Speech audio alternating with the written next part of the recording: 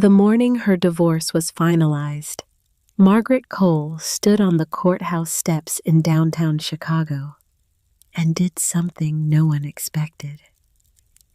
She smiled. Not the broken smile of a woman who had just lost everything. Not the polite smile of someone trying to hold herself together in public. A quiet, deliberate smile.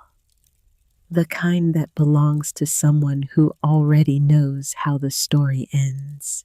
Her husband Daniel stood 20 feet away, laughing with his attorneys already on his phone, already moving on. He had the house. He had the portfolio. He had the business empire she had spent 12 years quietly building alongside him, while her own career dissolved into nothing. He had given her $65,000 and a signature on a piece of paper. What he didn't know, what no one knew, was that 3 days earlier, Margaret had found something in an abandoned subway tunnel beneath the streets of Chicago. Something that had been waiting 50 years for exactly the right person to find it. Daniel Cole thought he had buried her. He had actually handed her a shovel, and over the next 6 months, Margaret would use it to dig up every secret he had spent a lifetime hiding, secrets that would bring down not just her ex-husband, but a United States senator, a corrupt legal network, and a financial crime that stretched back half a century. She didn't get angry. She got ready. The courtroom smelled like old wood and cold air conditioning. The kind of institutional chill that seeps into your bones and reminds you that the building doesn't care about you. It never did. Margaret Cole sat perfectly straight in her chair, hands folded on the table in front of her, eyes forward. She had been sitting in this position for most of the morning, and she had not shifted once. Around her, the room moved with the quiet, bureaucratic rhythm of legal proceedings. Papers shuffled, chairs scraped. A clerk typed something into a computer without looking up. The judge, a heavy-set man named Beaumont, with reading glasses pushed low on his nose, reviewed the final documents with the unhurried pace of someone who had dissolved hundreds of marriages in this room and expected to dissolve hundreds more. Margaret watched him without expression. She had learned in the past 14 months of proceedings to control her face completely. Every micro-expression, every flicker of emotion had been studied and used against her in this room. Daniel's attorneys were extraordinarily good at their work. They had spent months constructing a portrait of Margaret Cole as a woman of limited contribution, minimal relevance, and convenient memory. They had done it with the precision of architects, and they had done it while Margaret sat 3 feet away, watching. She had watched all of it. She had remembered all of it. Daniel sat at the opposing table with his 3 attorneys arranged around him like a well-dressed wall. He was 58 years old, broad-shouldered, with silver hair. He kept precisely cut, and a face that had aged in the way that powerful men's faces sometimes do not softened by time, but hardened, sharpened, as if the years had simply stripped away everything that wasn't essential to his ambitions. He wore a charcoal suit that cost more than most people's monthly rent. His cufflinks caught the fluorescent light. He had not looked at Margaret once this morning. That was deliberate. She understood that. It was a dominance display, practiced and effective. The message was simple. You are already irrelevant. I have already moved on. You are a problem I have solved. Judge Beaumont cleared his throat. In the matter of Cole versus Cole, the court accepts the settlement agreement as presented. The marriage is hereby dissolved. Mrs. Cole will receive the agreed sum of $65,000 payable within 30 days. Mr. Cole retains all properties, investment accounts, and business assets as detailed in the agreement. He looked over his glasses at both tables. Does either party have anything to add? Daniel's lead attorney shook his head smoothly. No, Your Honor. Everyone looked at Margaret. She held the pause for exactly 2 seconds longer than was comfortable. No, she said quietly. Not today. The gavel came down. The room began its quiet motion of dispersal. Daniel stood immediately, buttoning his jacket, already leaning toward his attorney, with something that looked like a question about dinner reservations. Margaret stood, slowly gathered the single folder she had brought, and walked out of the courtroom alone. She took the stairs instead of the elevator. On the courthouse steps, Chicago spread out before her in the pale October light. The city was doing what it always did, moving indifferent, enormous. Traffic sounds rose from the streets below. Wind cut between the buildings. Margaret stood at the top of the steps and breathed. Behind her, the courthouse doors opened. Daniel emerged with his attorneys, and a moment later, his phone was at his ear. He was laughing at something. The laugh carried easily in the cold air. Margaret turned and looked at him. He noticed finally, and the laugh faded by a fraction. Just a fraction. His eyes met hers across the steps, and for a moment something passed between them that had nothing to do with the legal proceedings just concluded. Something older than the divorce.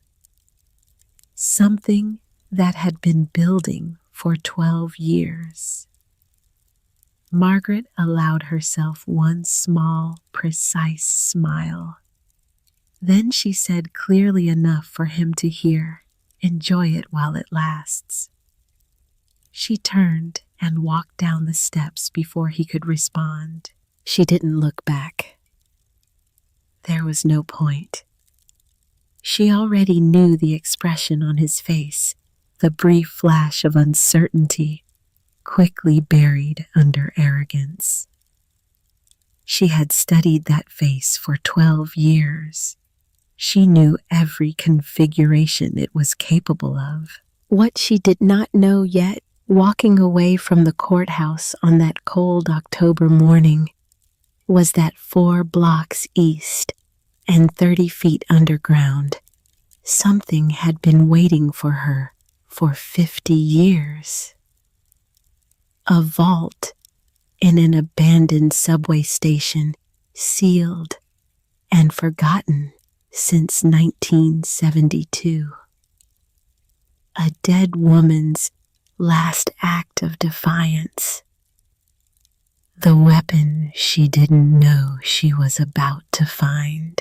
But that discovery was still 3 weeks away. First, Margaret Cole had to survive the immediate arithmetic of her situation, and it was brutal. $65,000. No job, no recent employment history. A city where a decent 1-bedroom apartment cost $3,000 a month. At 52 years old, she had done the math many times. She had done it the way she used to do everything before her marriage had gradually, quietly, completely consumed her professional identity. Margaret had been a certified public accountant before Daniel.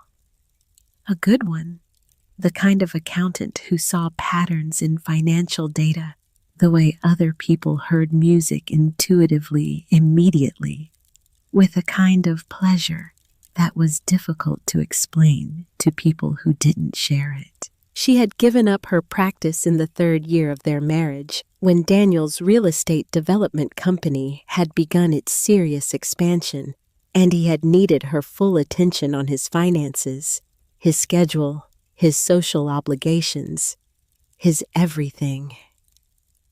It had seemed at the time like a practical decision made between partners. In retrospect, it had been the first step in a carefully managed process of isolation. Strip away the career, then the professional network, then the independent income, then the friends who weren't part of Daniel's world, then the confidence that came from knowing you could function without someone. By the time Margaret understood what had happened, she was 44 years old and completely embedded in a life that belonged in every practical sense to her husband. She walked for a long time after the courthouse. No destination, just movement, because movement was better than stillness, and the apartment she was currently renting with part of her settlement advance, a cramped 2-room sublet in Lincoln Park, felt like a space she couldn't quite breathe in. She had Shadow with her in a carrier. The black cat had been her companion for 6 years, a stray she'd found during a winter that had been particularly difficult in ways she hadn't fully admitted at the time. Shadow was the only living creature in Margaret's current life that looked at her without calculation. The two of them moved through the city together, Margaret on foot, Shadow occasionally shifting in the carrier, occasionally observing the passing world through the mesh with the serene detachment that cats maintain in nearly all circumstances. Margaret was navigating by instinct more than intention. She found herself by early afternoon in the old financial district, the blocks around LaSalle and Adams that still carried the architectural memory of Chicago's early 20th century ambitions. Buildings from the 1920s stood alongside glass towers, their limestone facades detailed with the kind of ornate craftsmanship that modern construction had made economically impossible. Gargoyles, carved keystones, decorative ironwork on gates that no longer served any purpose except beauty. She stopped in front of one in particular, the Harrington Trust Building. 19 stories of dark limestone, built in 1928, with a facade that featured carved figures representing commerce industry and justice at the main entrance. The bank that had originally occupied the building had failed in 1973. The building had passed through several owners since then, and now housed a mix of law firms, financial consultants, and a restaurant on the ground floor that was only open for lunch. Margaret had walked past this building many times over the years. She had never paid particular attention to it before. But today, standing on the sidewalk with $65,000 to her name and no clear path forward, she stood and looked at it for a long time. Something about the building held her attention, something she couldn't immediately articulate.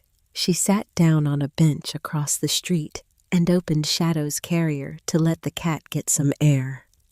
Shadow stepped out onto the bench with the deliberate dignity of a creature who considers all surfaces equally her own and sat beside Margaret, surveying the street. "We're in a difficult position," Margaret said quietly. Shadow did not appear alarmed by this assessment. Margaret looked at the building, at the street, at the ordinary mid-afternoon life of downtown Chicago flowing around her. Office workers moving between buildings, a food truck 2 blocks down with a short line, pigeons, yellow cabs, the distant sound of a jackhammer somewhere to the north. And then she noticed something she had walked past 100 times without seeing. Near the base of the Harrington Trust building, half obscured by a planter that had been placed against the building's foundation wall, was a metal grating set into the sidewalk. Old. Very old. The iron was reddish with rust at the edges, and the mechanism that should have secured it, a heavy-duty padlock, had corroded to the point where it was barely recognizable as a lock anymore. There was a sign on the grating. The metal plate was so weathered that Margaret had to cross the street and crouch down to read it.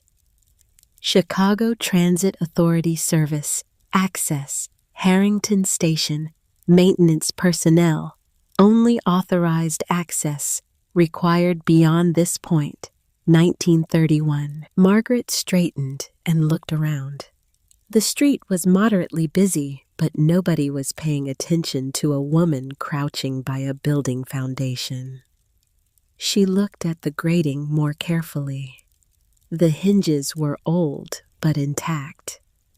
The corroded padlock, when she pressed it, crumbled at the shackle with almost no resistance. 50 years of Chicago winters had done the work for her. She thought about this for a moment. She thought about the hotel she had been considering, $189 a night, which would consume nearly $4,000 a month. She thought about the sublet in Lincoln Park and its paper-thin walls, and the landlord who had already made 2 passive-aggressive comments about the cat. She thought about $65,000, dividing itself by $3,800 a month until it disappeared. And then Margaret Cole, former CPA, made a decision that was simultaneously the most irrational and the most strategically sound choice she had made in 12 years. She reached down, broke the corroded padlock with a firm twist, and lifted the grating. Cool air rose from below. The smell of earth and old metal and something else, a faint dry smell like paper stored in the dark for decades.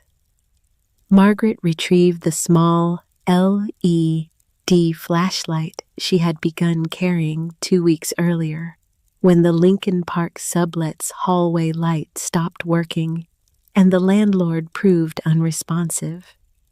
She clicked it on. Concrete steps descended into darkness.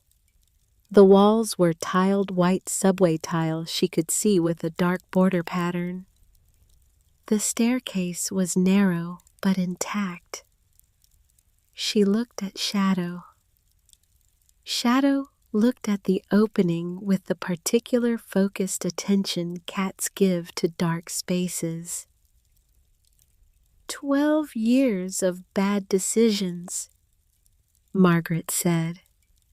One more can't hurt.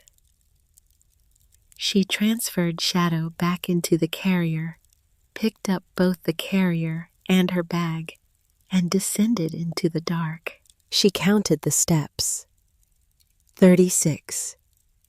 The staircase curved slightly at the bottom, and then the corridor opened into something that made Margaret stop moving and simply stand her flashlight beam sweeping slowly across the space. Harrington Station. It was intact. That was the first and most astonishing thing. After 60 years of abandonment, 60 years of Chicago winters above, and the rumble of active transit lines nearby Harrington Station was standing.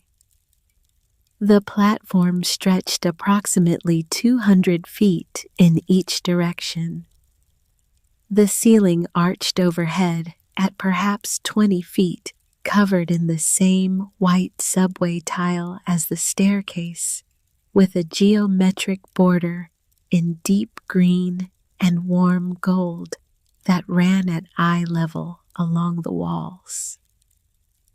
Brass light fixtures hung from the ceiling on decorative brackets, their bulbs long dead, but the fixtures themselves still elegant, still structurally sound, tarnished to a dark bronze that the flashlight turned almost amber. Along the platform walls, in the spaces between the support columns, advertising boards from the 1940s still hung in their frames. Wartime bond campaigns, department stores that no longer existed, a cigarette advertisement featuring a clean-cut man in a hat. The colors had faded to pastels, but the images were still recognizable. The floor of the platform was thick with dust. But beneath the dust, Margaret could see the original tile, the same green and gold geometric pattern. The floor was dry, no standing water, no major cracks in the platform's surface. She walked the length of the platform slowly, the flashlight moving across surfaces cataloging. A former accountant's mind doesn't stop assessing just because the context has changed. She was taking inventory. At the far end of the platform, a door marked Station Manager. Beyond the platform in the wall to her right, a corridor marked Utilities Authorized Personnel. And at the tunnel mouth, the dark throat of the tracks she could hear faintly transmitted through the earth, the rumble of the modern transit system running somewhere nearby. The city was still moving above and around this space. Harrington Station was simply no longer part of it. She tried the station manager's door. It opened. The room inside was small, perhaps 12 feet by 10, with a single desk, a wooden chair, and a row of empty hooks on the wall where keys had once hung. A filing cabinet in the corner. Dust on everything. But the room was dry. The walls were solid. The ceiling showed no water damage. There was a door on the interior wall that she discovered led to a bathroom non-functional, obviously, but structurally intact. Margaret set Shadow's carrier down. Shadow stepped out, immediately sniffed. The desk walked the perimeter of the room twice with methodical attention, then sat in the center and looked at Margaret. "What do you think?" Margaret asked. Shadow blinked once, which Margaret chose to interpret as approval. That first night, Margaret slept on her coat on the floor of the station manager's office. Shadow curled against her side, and she slept better than she had in months. The darkness underground was absolute. The silence was profound. And in that silence away from the apartment, with its thin walls, and the city with its constant noise, and the courthouse with its cold fluorescent lights, Margaret Cole felt something she hadn't felt in a very long time. She felt like herself. In the morning, she assessed her situation with the clear-eyed practicality that had always been her natural mode when no one was interfering with it. The station had significant potential as temporary shelter. It was dry, structurally sound, large, private, and crucially invisible. No one knew she was here. She was, for the first time in over a year of the most scrutinized period of her life, completely off the grid. Her immediate needs, water, sanitation, light, food, communication, all solvable. Within the first week, Margaret established her systems with the methodical efficiency of someone used to building frameworks from scratch. She located a 24-hour diner 4 blocks north Archie's, a 50-year-old institution with a counter and booths and a staff that was accustomed to regulars who didn't ask for much.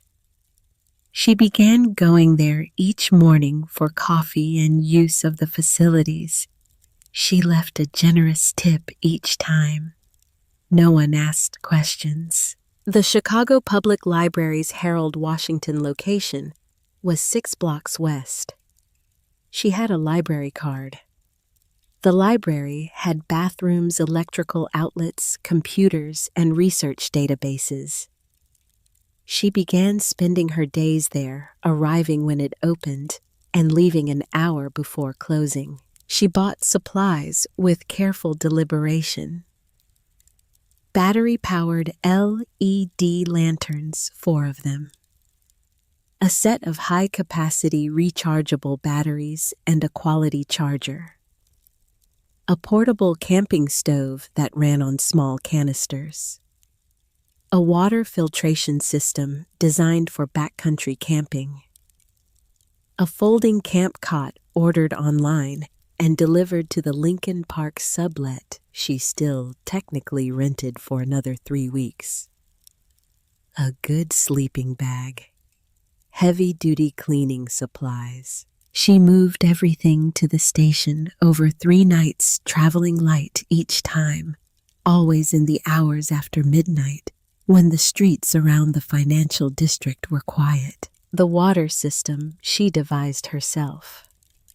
The station's utility corridor contained old steam pipes, long disconnected from any active system, but still present along the ceiling.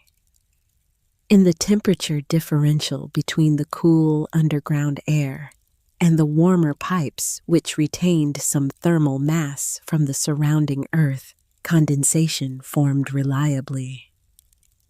She positioned clean collection containers beneath the most productive drip points. Overnight, she consistently collected between 1 and 2 gallons. Filtered through the camping unit, it was clean enough to drink and cook with. For supplemental water, she bought bottles at the grocery store 2 blocks from the diner and carried them down in small quantities. The lighting system evolved quickly from the initial battery lanterns. The library's outlets combined with a rotation of 8 high-capacity power banks that Margaret brought in pairs each day and charged while she worked, provided enough stored energy to run LED strip lighting she installed along the ceiling of the station manager's office and portions of the platform. The LEDs were extraordinarily efficient. A fully charged power bank could sustain her lighting needs for 4 days. She began cleaning. The work was meditative in a way she hadn't expected. Each section of tile required the same process: initial dry brushing to remove surface dust, then careful work with a cleaning solution. She mixed herself from supplies bought at a janitorial wholesaler, then a final wipe with clean water. What emerged from beneath the accumulated grime of 60 years was extraordinary. The mosaic border along the platform walls revealed itself gradually as she worked from west to east, section by section, over the course of 2 weeks. Deep emerald green and warm antique gold, arranged in an Art Deco geometric pattern that was both complex and perfectly balanced. The original designers, she eventually identified them through library research as a firm called Whitfield and Crane, active in Chicago from 1919 to 1941, had created something intended to elevate the daily experience of commuters. They had succeeded. The restored sections of Harrington Station were genuinely beautiful, with the specific beauty of craftsmanship that has been done well for its own sake. She found furniture. Chicago's streets, she discovered, were extraordinarily generous to someone who paid attention. Wealthy neighborhoods discarded items of real quality pieces replaced by renovation rather than by failure. In a single week of early morning walks through Lincoln Park, Gold Coast, and Streeterville before garbage collection, Margaret found a leather reading chair that needed only cleaning, a solid oak side table, 2 floor lamps in need of new wiring, but otherwise excellent, and 3 boxes of books left outside a closing legal office on Michigan Avenue. She carried everything down in pieces over successive nights. 6 weeks after descending into Harrington Station, Margaret Cole sat in a leather reading chair on a restored Art Deco platform, illuminated by warm LED light, drinking filtered water, reading a copy of John Cheever. Short stories she had found in one of the abandoned law office boxes while Shadow occupied the oak side table with proprietary satisfaction. Her monthly expenses had dropped to $420. Food, toiletries, power bank replacement batteries, and the occasional coffee at Archie's. The $65,000, instead of lasting 18 months, could sustain her for 12 years at this burn rate. She was not planning to need 12 years. She was planning to need enough time to do what she actually came underground to do, which brought her to the second week and to the decision she had made in the courtroom, the one she had not shared with anyone. 3 days after the divorce was finalized, Margaret had been in the Lincoln Park sublet, going through the folder she had assembled over 14 months of proceedings. She had kept copies of everything, every document, every filing, every piece of correspondence. It had been a habit from her CPA years that she had never been able to abandon even during the marriage, when Daniel had discouraged what he called her excessive record-keeping. In the folder was a bank statement she had received by mistake, a misfiled document that had been included in a discovery production by Daniel's team, a clerical error, and one that Margaret suspected Daniel's lead attorney had been furious about when he noticed it. The statement was from a private account in Daniel's name at a bank she didn't recognize. The relevant entry was a wire transfer of $40,000 to an account she could not immediately identify. It had taken her 3 days of library research to trace the receiving account through publicly available corporate filings. It belonged to her former attorney, the man who had represented her in the divorce, the man who had advised her to accept the $65,000 settlement as the best she could realistically expect. Margaret had sat with this knowledge for a full day before she did anything. She sat with it the way she had learned to sit with difficult financial findings in her CPA years, not reacting, not moving, just absorbing the full shape of the information and what it implied. What it implied was that Daniel had not merely outmaneuvered her in court. He had corrupted the process at its foundation. Her own attorney had been his instrument. The settlement was not the result of legitimate legal proceedings. It was the result of a purchased outcome. This changed things considerably. Margaret photographed the bank statement from multiple angles, stored copies in 3 separate encrypted cloud accounts, wrote out a detailed account of her analysis with timestamps and references, and began researching attorneys. Not divorce attorneys, financial fraud attorneys. She was looking for someone specific, a litigator with a background in forensic accounting, with experience in cases involving corruption of legal proceedings, with a reputation for taking cases that seemed lost on their face. She found Aldous Beckett through a law review article published 18 months earlier about a case involving fraudulent expert testimony in a commercial dispute in Cook County. His analysis in the article was precise and showed an understanding of financial forensics that Margaret recognized as genuine. She sent him a carefully worded email from a new account she'd created for the purpose describing her situation in general terms, and asking whether he would be available to discuss a matter involving potential fraud in a divorce proceeding. He responded within 4 hours. Yes, he would be available. She had not yet met with him in person. That was coming. But she needed something first.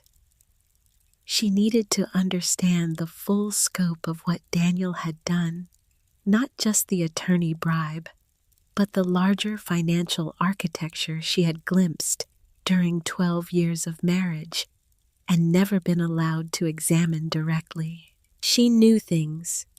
She had always known things. The CPA in her had never fully turned off even when she had set aside her practice.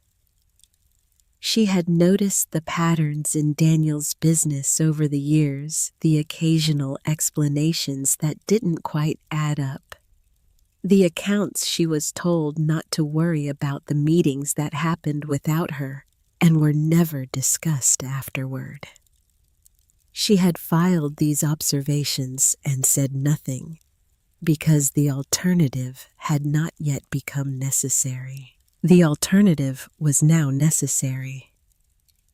This was the second reason she had chosen to live underground.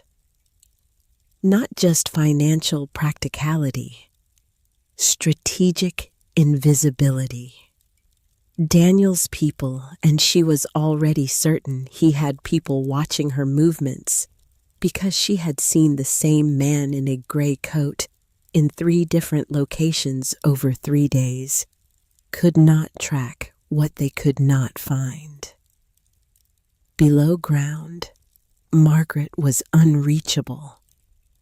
Below ground, she could think. It was on a Tuesday in the 3rd week during a routine cleaning session in the utility corridor that she found the station manager's inner office, a room she had assumed was simply storage behind a door that had been warped shut by decades of temperature changes and required a firm shoulder to open. Inside was exactly what she expected: old equipment, rusted and inert, a rack of ancient electrical panels, a decaying wooden cabinet, but pushed against the far wall, barely visible behind a collapsed shelf unit, was something else. A wooden desk, small, functional, old. And on the desk, beneath a coating of dust so thick it had become a kind of gray felt, a book, a journal. Margaret carried it carefully to the station manager's office, set it under her best light, and opened it. The handwriting was small and precise in blue ink that had faded to a gray blue over 50 years. The first page read, Eleanor Marsh Private, 1971. Margaret turned the pages slowly. Eleanor Marsh had been an accountant, senior accounts manager at Harrington Trust Bank, the institution that had occupied the building directly above the station until its failure in 1973. She had worked there since 1961. She had begun keeping this private journal in 1971 because she wrote in the opening pages she had started seeing things in the bank's accounts that she could not reconcile with legitimate operations. Numbers that didn't follow the logic she had spent a decade learning. Money that appeared and disappeared in ways that she could not explain through any normal business activity. Margaret read for 3 hours without stopping. Eleanor Marsh had been meticulous. She had understood what she was looking at, the movement of money through the bank's accounts in ways designed to obscure origin and ownership, funneling funds offshore and back, creating paper trails that looked legitimate to a casual examiner, but revealed themselves as constructed when you understood the underlying patterns. She had documented everything in this journal with the precision of someone who knew she was building a case. She had also understood the danger. The entries became more urgent as 1971 became 1972. Names appeared, the bank's senior officers and others. External parties who were the beneficial recipients of the transactions Eleanor had documented. Businessmen, a local politician or two, and repeatedly with special notations indicating priority and sensitivity, a name that appeared again and again. Cole. Margaret's hands went very still on the page. Cole, not Daniel. Daniel would have been a child in the early 1970s, but Cole Sr., Bernard Cole, Daniel's father, who had died in 2004, and whose obituary Daniel kept framed in his office because it listed the founding of the Cole family real estate business as a landmark in Chicago commercial history. The real estate business that Daniel had inherited, that he had built upon, that now comprised 17 properties in the Chicago metropolitan area, 3 in other states, and a portfolio that his divorce attorneys had valued at approximately $34 million. The business that Eleanor Marsh's journal suggested had been built at its foundation on money laundered through Harrington Trust. Margaret sat in the quiet of the underground station, the journal open in her hands, and felt the shape of something enormous coming clear. She turned to the final pages. Eleanor's last entries were from late 1972. The handwriting had changed, still precise, but faster, more compressed, as if written under pressure. The final entry was dated November 14th, 1972. They know I've been looking. Harrison called me into his office today and asked me questions I wasn't meant to be able to answer, and I answered them too well. I need to move the records. I've already moved copies of the most important documents to the vault, the secondary vault, not the main floor. The one downstairs. Nobody from the bank goes down there anymore, not since the station closed. I have a key from when I used to use the employee entrance. I've put everything that matters into the vault and locked it. If someone finds this, they are either already safe or already in danger. I don't know which. But the vault is behind the east utility panel in the maintenance corridor. The combination is the founding year of the bank and the number of floors. Don't let them win. E.M. The journal ended there. Margaret closed it carefully. She sat for a long moment in complete silence. Then she stood, picked up her flashlight, and walked out of the station manager's office through the platform and into the utility corridor. She walked to the east end of the corridor, moving the flashlight beam slowly across the walls. The corridor was lined with old utility panels, electrical ventilation pipe access.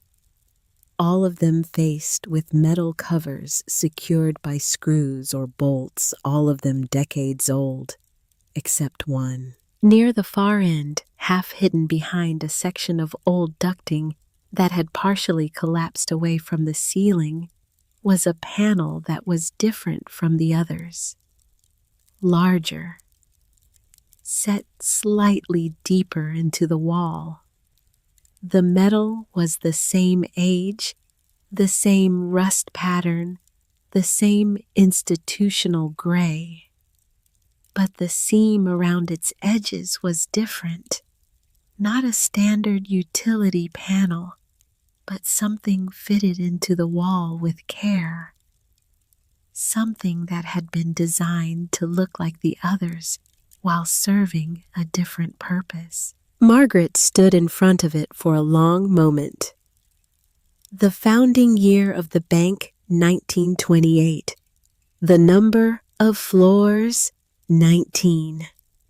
The combination would be 19-28 or some arrangement thereof. She would work through the variations systematically. But that was tomorrow's work. Tonight, she stood in the utility corridor of an abandoned Chicago subway station, 52 years old, with $65,000 and a dissolved marriage and an attorney who had been paid to betray her. She stood with a dead woman's journal in her hand and the knowledge that somewhere behind a metal panel, sealed away for 50 years, was the weapon she had not known she was looking for. Daniel Cole had tried to bury her. He had buried her in exactly the right place. She looked at the panel. She looked at it for a long time.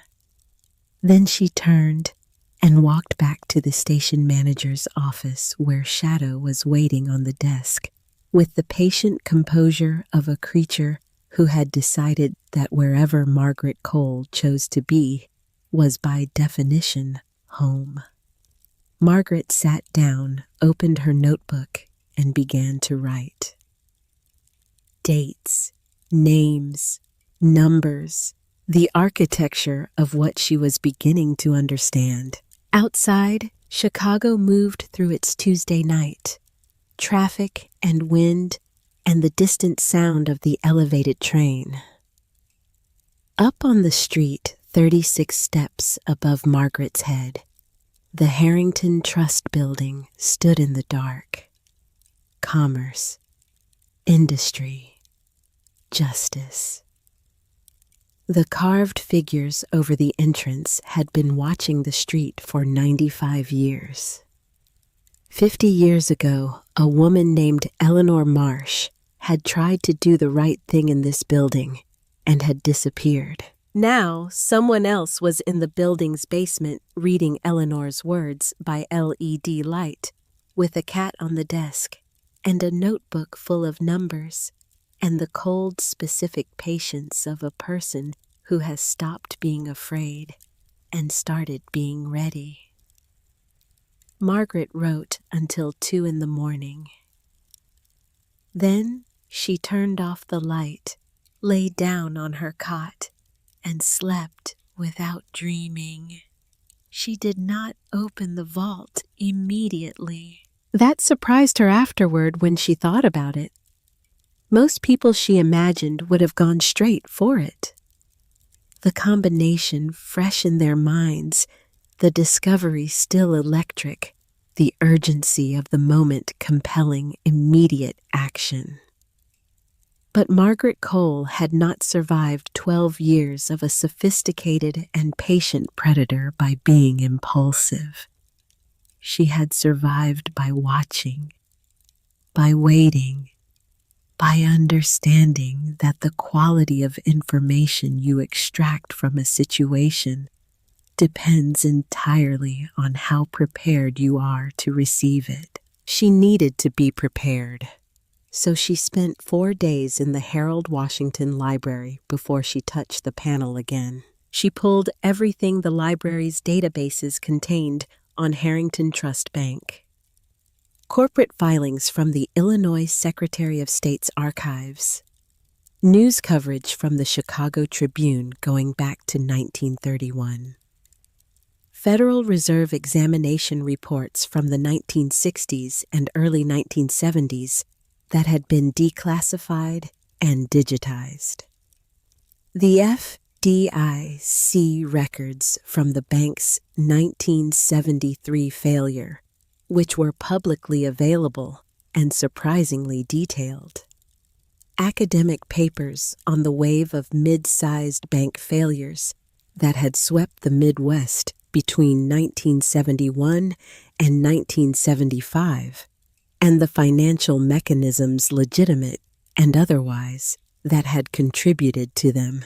She read everything.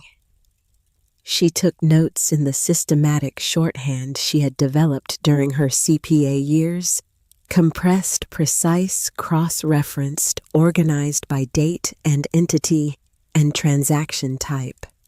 By the end of the 4 days, she had 40 pages of notes and a clear structural understanding of what Harrington Trust had been, how it had operated, and when it had gone wrong. The bank had been founded in 1928, 1 year before the crash, by a consortium of Chicago businessmen with interests in commercial real estate and municipal contracts.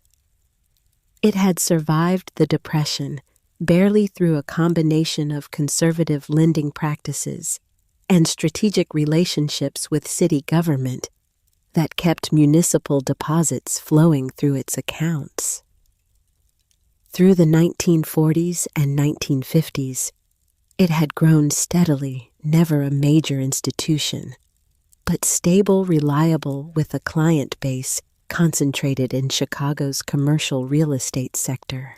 The problems, as best as Margaret could reconstruct from the public record, had begun in the mid-1960s. The bank's leadership had changed, the founding generation retiring or dying, their replacements younger and more aggressive, less attached to the conservative principles that had kept the institution solvent through difficult decades. New clients had come in, new types of business. The bank's real estate lending had expanded rapidly, and with the expansion had come relationships that the public record described only in the careful language of regulatory concern. Concentrations of credit, affiliated transactions, inadequate documentation of loan purposes. The regulatory language was a polished surface over something uglier, and Eleanor Marsh's journal was the key to what lay beneath it. Margaret understood it now with the full context of her research behind her. Harrington Trust had become in the late 1960s a mechanism. Money of unclear origin. Margaret's research suggested connections to construction industry, kickback schemes, and municipal contract manipulation that had plagued Chicago's political ecosystem for decades, was moved through the bank's accounts in patterns that made it look like legitimate real estate lending and repayment. The money came in dirty. It came out clean, attached to real assets, real transactions, real documentation. And the people it came out clean for were the bank's best clients, its most valued relationships, the ones who received the personal attention of the senior officers, the ones whose files were marked in the internal language Eleanor had documented in her journal, with the notation maintained with discretion. Bernard Cole's file had carried that notation since 1966. Margaret closed her notebook on the fourth evening and sat in the library's reading room as the staff began making quiet closing announcements. Around her, the other patrons gathered their belongings. Students, retirees, people reading newspapers in the comfortable chairs near the windows. The ordinary population of a public library on a Thursday evening in Chicago. She thought about Bernard Cole, who had died in 2004 with an obituary that described him as a self-made man, a pioneer of Chicago commercial real estate, a philanthropist, a father. She thought about Daniel, who had inherited not just Bernard's business, but Bernard's method. The understanding that power in the world he moved through was something you built not through excellence, but through the strategic management of what other people knew and needed and feared. She thought about herself 12 years younger, sitting across a dinner table from Daniel Cole, and believing she understood what kind of man he was. Then she went back underground and stood in front of the east panel in the utility corridor. The combination Eleanor had left the founding year of the bank and the number of floors. 1928. 19 floors. The vault lock was a mechanical combination dial of the type common to commercial vaults manufactured between 1925 and 1945. Margaret had researched these as well. 3 number combinations entered with specific rotation sequences. She worked through the logical arrangements systematically. On her 7th attempt, 28-19-28, something shifted inside the mechanism. A deep, heavy click felt as much as heard traveling through the metal panel and into her hand. She pulled the panel open. The vault door was behind it, approximately 3 feet square set into the concrete wall, with a handle lever that turned smoothly, far more smoothly than it had any right to after 50 years, because the vault's interior environment had been dry and stable, protected from the freeze-thaw cycles that destroyed everything on the surface. Margaret opened it. Inside metal document boxes, 9 of them stacked in 3 rows. Each box was labeled in the precise, small handwriting she now recognized as Eleanor Marsh's. Date ranges, account series numbers, what appeared to be a filing system developed by someone who had been planning this for a long time. Margaret carried the boxes one at a time to the station manager's office. She arranged them on the desk and on the floor and sat down in her reading chair. Then she opened the first box and began to read. She read for 11 days. Not continuously, she slept, she ate, she maintained her routines at Archie's and the library to avoid any break in the patterns that might draw attention. But every available hour that she wasn't in the library researching context for what she was finding, she was in the station manager's office, working through Eleanor Marsh's archive. Eleanor had been extraordinarily thorough.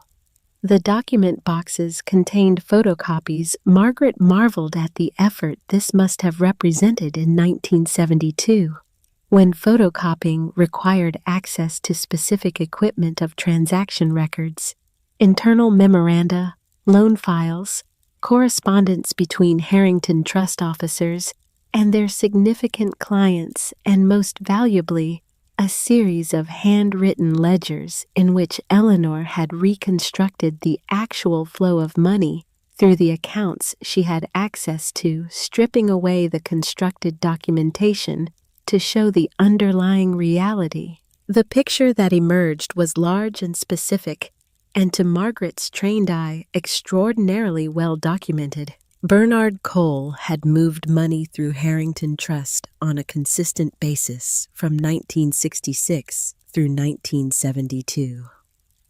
The total, as best as Eleanor's records allowed Margaret to reconstruct, was approximately $18 million over 6 years, a massive sum for the period, representing in current value something closer to $140 million. The money had arrived in the bank's accounts attached to loan transactions that were on their face legitimate real estate financing. The loans were repaid also on their face through a series of corporate entities that existed on paper but had no genuine business operations. The repayment mechanism was the key. Margaret recognized it immediately because she had seen similar structures in less sophisticated forms in her forensic accounting work years ago. The money didn't need to be generated by the shell corporations. It needed only to appear to be. The actual funds came from elsewhere, from the kickback schemes and municipal manipulation that her research suggested, and from sources Eleanor had documented but not fully identified. Noting in her ledgers that the ultimate origin of certain funds was deliberately obscured beyond her ability to trace. What mattered was that the money came out of Harrington Trust clean, attached to real estate transactions, documented as legitimate business income, and that real estate purchased with laundered funds, documented as legitimate investment, became the foundation of the Cole family's property portfolio. The portfolio that Daniel had inherited, that he had expanded, that he had defended in the divorce proceedings as legitimate business assets built through his own efforts over 30 years. The assets that Margaret had been told she had no claim to. She sat with this for a long time. Then she turned to the box Eleanor had labeled separately from the others, with a notation that simply read, "Related parties political." Inside were records of a different type. Not transaction documentation, but correspondence. Letters and memoranda involving Harrington Trust, and a set of external relationships that Eleanor had identified as relevant to the bank's operations. One name appeared with particular frequency: James Harlan Voss.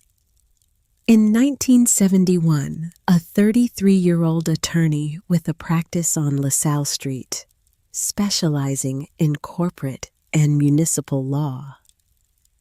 His correspondence with the bank's senior officers was voluminous, detailed, and when read with Eleanor's annotations, damning. Voss had served as the legal architect for a significant portion of the transaction structures Eleanor had documented. He had written the opinions that gave the loan structures their appearance of legitimacy. He had Eleanor noted in a memo she had written to herself and included in the box almost certainly known exactly what he was doing. James Harlan Voss was currently serving his fourth term as a United States Senator from the state of Illinois. He had announced 8 weeks ago his intention to seek the governorship of Illinois in the coming election cycle. His campaign had been endorsed by the Chicago Tribune and 3 of the state's largest business associations. He was considered the front-runner. Margaret sat in the station manager's office and looked at the wall for a very long time.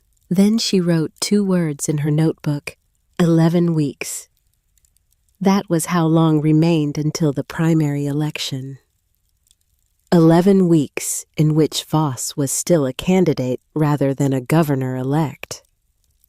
11 weeks in which the exposure of his role in the Harrington Trust transactions would destroy a political campaign rather than force a recall. The timing mattered because timing was everything. Margaret understood this not as philosophy, but as arithmetic. Information released too early gives the target time to construct a response. Released too late, the damage is limited by the irreversibility of the outcome. Released at the precise right moment with the right recipients receiving it simultaneously, the impact is total and the response capability is nil. She had 11 weeks. She needed to use them correctly. It was in this period of intensive document review that Garrett Wills found her. She heard him before she saw him. Footsteps in the utility corridor, unhurried, professional, accompanied by the specific sounds of someone conducting a routine inspection rather than searching for anything. The scrape of a clipboard against a wall. The click of a flashlight being switched on. Margaret was in the station manager's office when she heard the sounds, and she moved immediately and without panic to the back corner of the room, positioning herself behind the open door. The footsteps passed. The office door continued down the platform, returned, slowed, stopped. A flashlight beam moved through the doorway. "Hello," a male voice, cautious but not threatening. "I can see there's someone here. I'm not police. I'm Transit Authority Maintenance." Margaret stepped out from behind the door.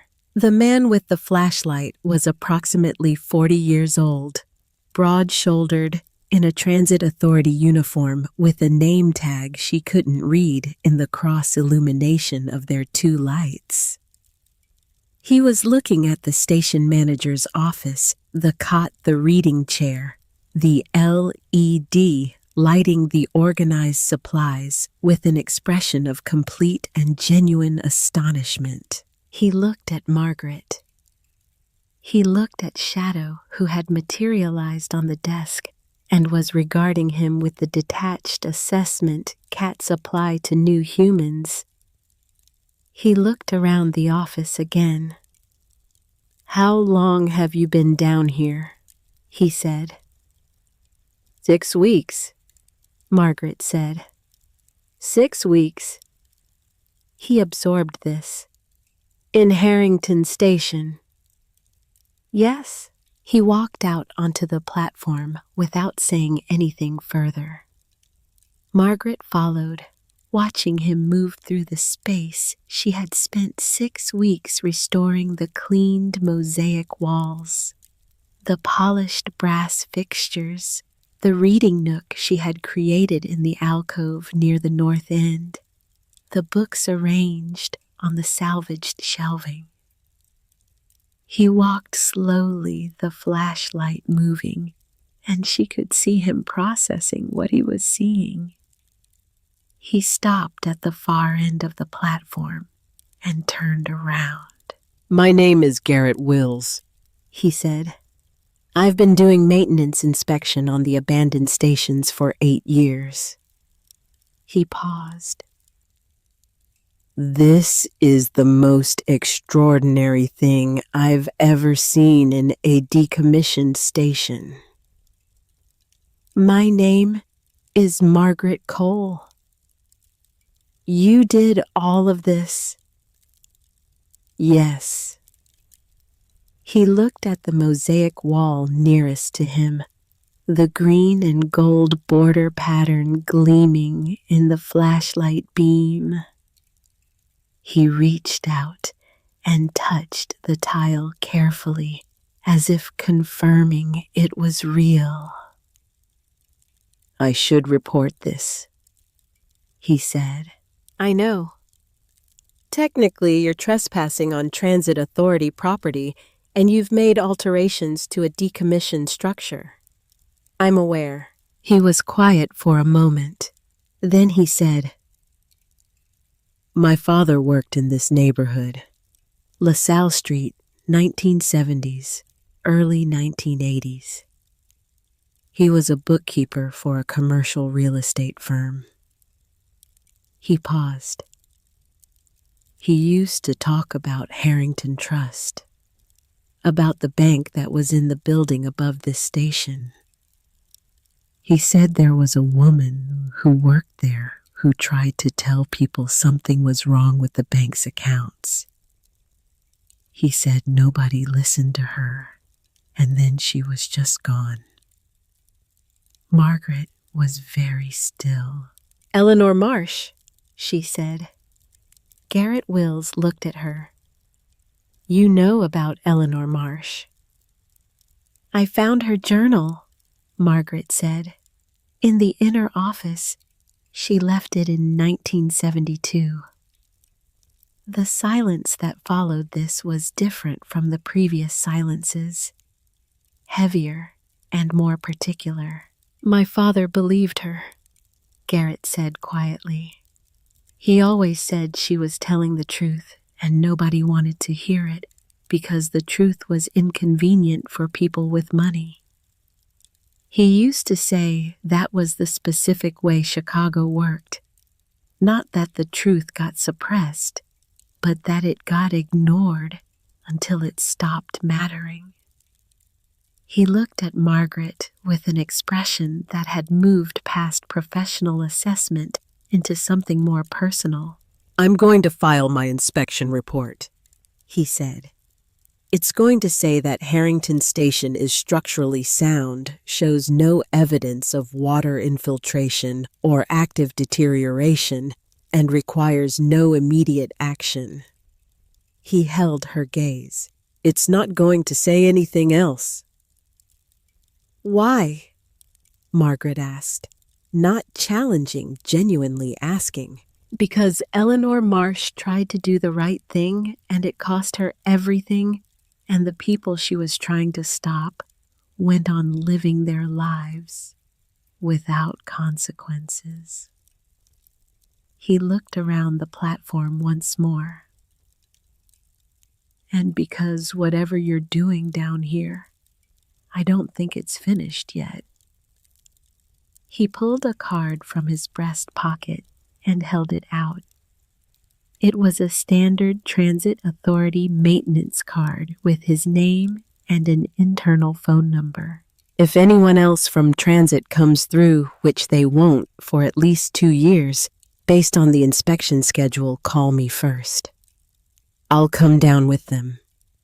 He paused. "And if you need anything related to the tunnels or the station's physical structure, I can help with that too. There are things about this station's layout I know that aren't in any public document." "Such as?" Margaret said. He crossed to the south wall of the platform and pointed to a section of tile that looked identical to every other section. "There's an access corridor behind this wall. It was built as an emergency exit during the station's original construction. It connects through the tunnel system to a service entrance on Federal Street, about 2 blocks south. He looked at her. If you ever needed to leave this station without going up through the main grating, that's how you'd do it. Margaret filed this information with the same careful attention she gave to everything. Thank you, Garrett, she said. Don't thank me, he said. Just finish whatever you're doing. After he left, Margaret stood on the platform for a long time.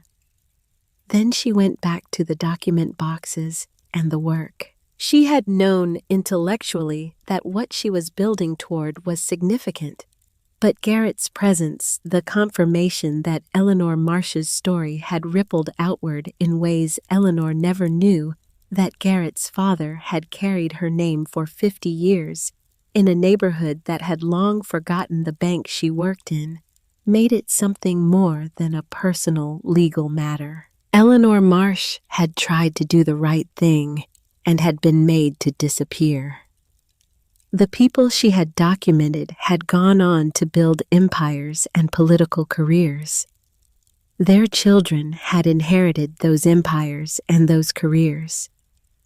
And the money, the original money dirty at its source, cleaned through a bank that no longer existed, ran through every asset in Daniel Cole's portfolio and every political relationship that Harlan Voss had cultivated over 4 decades. Margaret was not simply trying to recover what her marriage had cost her.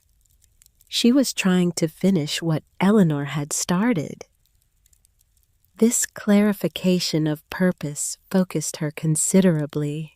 She spent the following 2 weeks completing her document review and beginning the construction of what she thought of as the case file, a structured, cross-referenced presentation of the evidence Eleanor had preserved, organized not as raw historical documents, but as a coherent narrative of financial crime suitable for the specific recipients she intended to send it to. Each recipient would receive a version tailored to their jurisdiction and interest. The IRS would receive the tax fraud analysis. The FBI Financial Crimes Unit would receive the money laundering documentation. The Illinois Attorney General would receive the state-level fraud and corruption material. The Chicago Tribune's investigative desk would receive a version designed to be immediately comprehensible to a journalist with the supporting documentation appended. She was in the middle of this work, sitting in the station manager's office at 11 in the evening, surrounded by organized document stacks, when she heard something from above.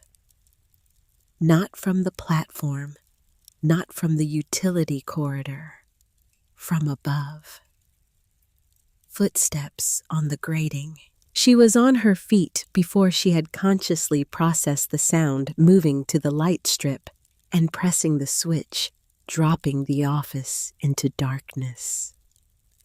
Shadow, who had been sleeping on the corner of the desk, went instantly and completely still in the way cats do when the human in the room signals alarm, that absolute held breath, stillness, that is one of the most ancient animal responses to perceived threat. The footsteps on the grating were deliberate, not a pedestrian walking across without noticing it. Someone standing on it, moving on it back and forth, as if testing it or examining it. Margaret stood in the complete darkness of the station manager's office, with her back against the wall, breathing slowly, listening. A voice from above, muffled by 36 steps of concrete and the weight of the street, but audible in the profound quiet of the underground space. A man's voice. Daniel's voice. She could not make out all the words. The acoustics of the space carried some phrases and swallowed others, but the fragments she could hear were enough. Around here somewhere. Told me she's been in this area every day for 3 weeks. A pause. He was on the phone. I don't care how long it takes. She's got something. I don't know what she has, but she's got 12 years of being in that house, and she's not stupid, whatever I said in court. Find her. Another pause. Just find her today. I need to know where she is. Margaret stood in the darkness with her back against the wall and did not move and did not breathe more than was strictly necessary. And above her head, on the grating that was the only entrance to this space, besides the Federal Street tunnel that Garrett Wills had shown her, Daniel Cole stood and spoke into his phone about finding her. He was afraid of her. She had known this intellectually, had recognized from his behavior in the courthouse that what he projected as contempt was built on something more anxious than contempt. But knowing it intellectually and standing 36 steps below him while he betrayed it to a private investigator over the phone were different orders of knowledge. He was afraid because he knew her. He had dismissed her in court, had allowed his attorneys to portray her as a woman of limited capability and no relevant skills. But he had lived with her for 12 years, and some part of him remembered who she actually was before he had spent those years systematically undermining it. He was afraid because the money, Bernard Cole's money, Harrington Trust money, 50 years of constructed legitimacy, was vulnerable in ways he probably didn't even fully understand. He didn't know about Eleanor's vault, but he knew Margaret was an accountant, and he knew she was angry, and he knew those two things in combination were dangerous. Above her head, the footsteps moved on the grating, back and forth. Slow, 4 minutes. Margaret counted them. Then the footsteps moved away and disappeared. She stood in the darkness for another 10 minutes before she turned the light back on. Shadow had not moved from her position on the desk. She looked at Margaret with the yellow-eyed attention of a creature assessing whether the threat had genuinely passed. He was right there, Margaret said quietly. Shadow blinked once. He has no idea. Margaret sat down at the desk. She looked at the organized document stacks, at the labeled boxes, at 40 pages of research notes and the case file she was constructing, with the precision she had brought to every piece of financial analysis she had done in her professional life. She thought about Daniel standing on the grating, afraid of what she might have, while the full scope of what she actually had sat 36 steps beneath his feet. Then she picked up her pen and went back to work. She called Aldous Beckett the following morning from a prepaid phone she had purchased specifically for sensitive communications. He answered on the second ring. "Mr. Beckett," she said, "my name is Margaret Cole. I sent you an email approximately 6 weeks ago regarding fraud in a divorce proceeding." "I remember," he said. His voice was measured, attentive, the voice of someone who listened carefully before speaking. "I need to meet with you," she said, "in person. I have documentation of something considerably larger than what I described in the email. A brief pause. How much larger? It involves a current United States Senator, Margaret said, and financial crimes spanning 50 years, and I have the original documents. The pause this time was longer. When can you meet? Beckett said. They met 2 days later at the Harold Washington Library in one of the private study rooms that could be reserved for 2 hours. Margaret brought a selection of the copied documents, not the originals, which remained in the vault, and spent 90 minutes walking Aldous Beckett through what she had found. Beckett was 61 years old, angular, with a quality of focused attention that Margaret recognized and trusted. He did not interrupt. He did not express theatrical astonishment. He read what she put in front of him, asked precise questions, and took notes in a small leather notebook with a fountain pen. When she finished, he sat back and looked at the table for a long moment. The original documents, he said. Where are they? Secure, she said. I'll need to verify them. You will. I'll arrange access when I'm ready. He looked at her steadily. The senator has 9 weeks until the primary. 8.5, Margaret said. I'm aware. The timing is critical. I know exactly what the timing needs to be. I need to know from you what the legal process requires in terms of how the materials are presented to the relevant authorities and in what sequence. Beckett nodded slowly, and the meeting became, for the next 40 minutes, a working session between two professionals who understood what they were building and what it needed to look like. When she left the library, Margaret walked back toward the financial district through a city that was going about its ordinary business under a November sky pale and high and cold. She walked past the Harrington Trust building without looking up at the carved figures over the entrance. She had stopped needing to look at them. She knew what they said. Commerce, industry, justice. In that order, Eleanor Marsh's world had placed them. Commerce first, justice last, if at all. Margaret had a different preference for the sequence. She descended through the grating down 36 steps and back into the station that had been her home for nearly 2 months. Shadow was waiting on the platform, which was unusual. The cat typically preferred the warmth of the inner office.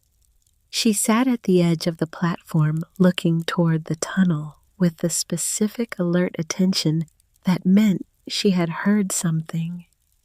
Margaret listened. The ordinary rumble of the city, the distant train, the building settling, and then very faint but present a sound from the Federal Street tunnel. The secondary access Garrett Wills had shown her. A distant, hollow echo of something that might have been a door closing somewhere deep in the tunnel system. She and Shadow both stood still for 30 seconds. The sound didn't repeat. Margaret looked at the tunnel entrance for a long moment, then looked at Shadow.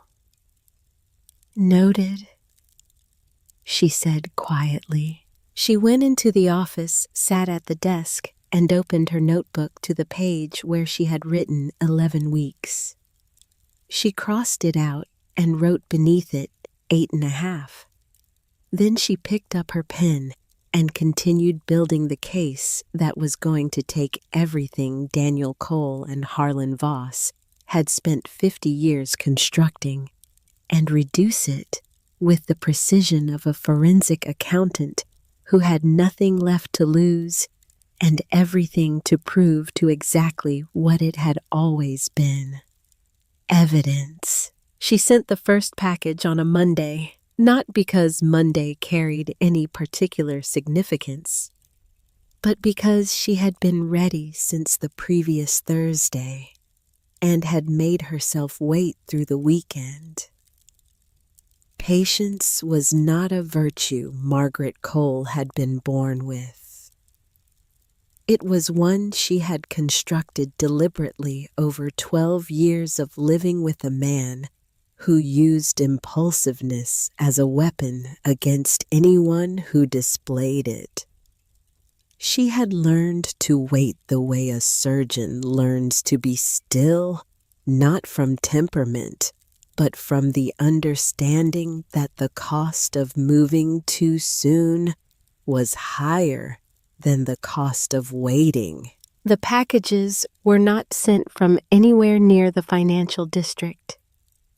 Margaret had taken the Blue Line to Logan Square on Sunday evening, stayed at a budget motel under a name that matched the prepaid credit card she had opened 3 months earlier, and spent Monday morning at a shipping center on Milwaukee Avenue, preparing and sending 4 separate packages to 4 separate recipients. Each package was a version of the same core material tailored to its recipient. The Internal Revenue Service, Criminal Investigation Division, received a 47-page document presenting the tax fraud analysis Margaret had constructed from Eleanor's records. The movement of money through Harrington Trust, the beneficial recipients, the specific tax years affected, and the connection to Daniel Cole's current assets. The document was organized as a forensic accounting report because that was what it was formatted to the standards she had learned 25 years earlier and had not forgotten.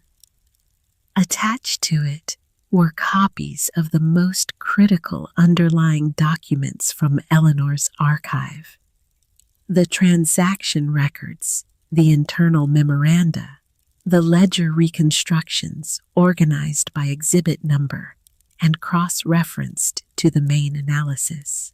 Covering letter. The attached materials document a pattern of tax fraud involving money laundering through the Harrington Trust Bank of Chicago between 1966 and 1972, with direct benefit flowing to entities currently controlled by Daniel B. Cole of Chicago, Illinois. The original source documents are preserved and available for examination upon request. A concerned citizen. The FBI Financial Crimes Unit received a version focused on the money laundering mechanics, the shell corporations, the loan structures, the movement of funds across state lines, and in several documented instances internationally. This version was longer, more technical, built around the specific statutory language of federal money laundering statutes. Margaret had spent 3 days in the library reading case law to make sure she understood what the FBI would need to see and in what form they would need to see it. The Illinois Attorney General's office received a version centered on the state-level dimensions, the corruption of state-regulated financial institutions, the involvement of a then-licensed Illinois attorney in facilitating illegal transactions, and the specific identity of that attorney, James Harlan Voss, currently serving as United States Senator and candidate for Governor of Illinois. This version was the most carefully constructed of the 4. Margaret had gone through it 7 times, checking every claim against the underlying documentation, making sure that every assertion she made about Voss was supported by specific records in Eleanor's archive. She was not making allegations. She was presenting documented evidence of what a licensed attorney had done in 1971 and 1972, supported by the original documents from the transactions he had structured. She let the documents speak. Her text was minimal, precise, and deliberately free of language that could be characterized as interpretive or argumentative. The fourth package went to a specific person at the Chicago Tribune. His name was Owen Calloway. Margaret had identified him through 6 weeks of reading the Tribune's investigative coverage, not current coverage, but the archive going back 15 years. Calloway was 63, had been at the paper for 31 years, and had broken 3 major financial corruption stories in that time. His work had a specific quality that Margaret recognized and valued. He followed the money. Not the personalities, not the political drama, but the actual movement of actual funds through actual institutions. He understood financial documentation, and he understood how to explain it to readers who didn't. His package contained a version of the materials designed for a journalist less technical than the regulatory submissions, more narrative with a clear timeline and a clear account of Eleanor Marsh's role in preserving the evidence. Margaret had written a 3-page introduction that told Eleanor's story directly. Who she had been, what she had seen, what she had done with what she saw, and what had happened to her, or rather, what had not happened, because Eleanor Marsh had simply disappeared from the record in early 1973, and Margaret had found no evidence of what became of her. She wrote that section carefully. Eleanor deserved to be written about carefully. At the bottom of the introduction, she wrote, "The original documents described in this summary are preserved and authenticated. They have been submitted simultaneously to the IRS Criminal Investigation Division, the FBI Financial Crimes Unit, and the Illinois Attorney General's Office." This is not a tip. This is a notification that a story already exists and is already in motion. She sealed the packages. She paid for express delivery. She walked back to the blue line and rode it east and then south, and then walked the last 6 blocks to the financial district and descended through the grating into Harrington Station. Shadow was waiting at the bottom of the stairs, which she almost never was. The cat looked at Margaret with the specific attention that could mean many things, and Margaret set down her bag and crouched down and stroked her. "It's done," she said. Shadow turned and walked back toward the platform, and Margaret followed. She had calculated the sequence carefully with Aldous Beckett. The regulatory agencies would move at their own pace. The IRS and FBI could be expected to begin preliminary review within 2 to 3 weeks, with any formal investigation taking considerably longer. The Attorney General's office, facing a political dimension involving a sitting senator and gubernatorial candidate, would move more carefully, but potentially more quickly, once the political implications registered. Owen Calloway at the Tribune was the variable she was least certain about. Investigative journalists operated on their own timelines and their own judgments about when a story was ready. She had given him enough to understand what existed. Whether he would pursue it and how quickly was outside her control. What was not outside her control was the legal dimension of her own situation. She called Aldous Beckett that evening. "They've been sent," she said. All four, Monday morning." A pause. "Then we filed to reopen the divorce proceedings on Wednesday." "Wednesday," she agreed. The motion to reopen was based on two grounds. The first was the wire transfer evidence Margaret had found the $40,000 from Daniel to her former attorney, which constituted corruption of the legal process and rendered the settlement voidable. The second was the newly identified evidence of fraudulent financial disclosure during the divorce proceedings, specifically Daniel's failure to disclose the full nature and origin of the Cole family assets. Beckett had been building the motion for 6 weeks. Margaret had read it twice, a precise and thorough document. It laid out the timeline of the original proceedings, the specific representations made by Daniel's legal team about his assets, and the evidence that those representations had been materially false. It cited the relevant Illinois case law on fraudulent disclosure in divorce proceedings and the remedies available. The motion was filed on Wednesday morning in Cook County Circuit Court. By Thursday afternoon, Daniel Cole's lead attorney had received notice. Margaret was in the library when Beckett called her on the prepaid phone. "His attorney called me 40 minutes after the notice arrived," Beckett said.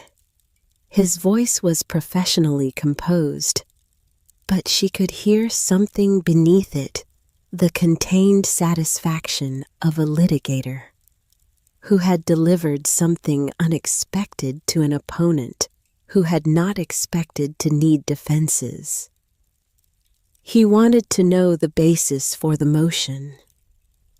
"What did you tell him?" "I told him to read it. It's all in the motion." A brief pause. "He said his client maintains the original settlement was properly negotiated and that any new claims are without merit." "Of course he did." "He also asked specifically where you are. He said Daniel Cole has been attempting to reach you." "I'm sure he has." "Margaret." Beckett's tone shifted slightly. "Is there something happening on a parallel track that I should know about?" "Yes," she said. "But you'll know it when it becomes public. It's better that way." Another pause. She could hear him processing this. Aldous Beckett was not a man who liked operating with incomplete information, but he was a man who understood strategic necessity. "All right," he said. "The hearing on the motion to reopen is set for 3 weeks from Friday. Between now and then, I'd expect Daniel's team to make approaches." "What kind of approaches?" "Settlement offers. They'll want to resolve this quietly if they can. They'll offer you more money to go away." "I know," Margaret said. "What would you like me to tell them if they do?" Margaret looked around the library's reading room.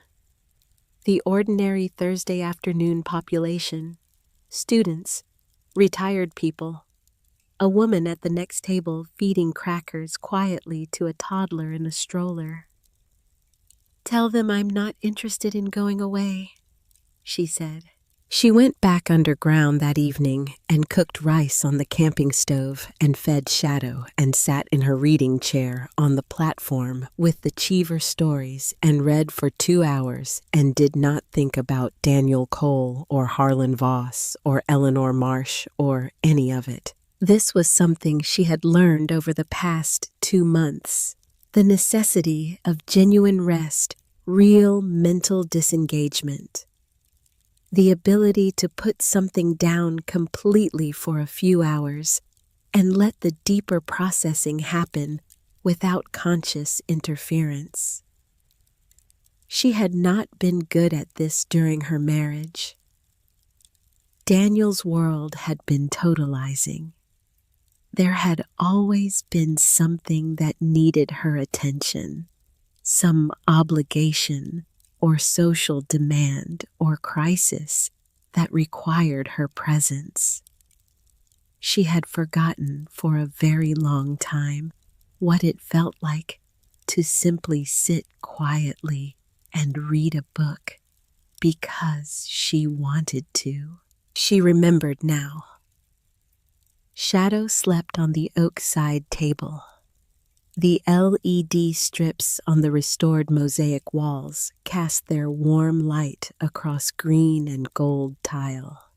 Somewhere above Chicago moved through its Thursday evening, and Margaret Cole read short stories in an underground palace that no one knew existed, and was in the specific and sufficient way of someone who has finally found the ground under their feet at peace.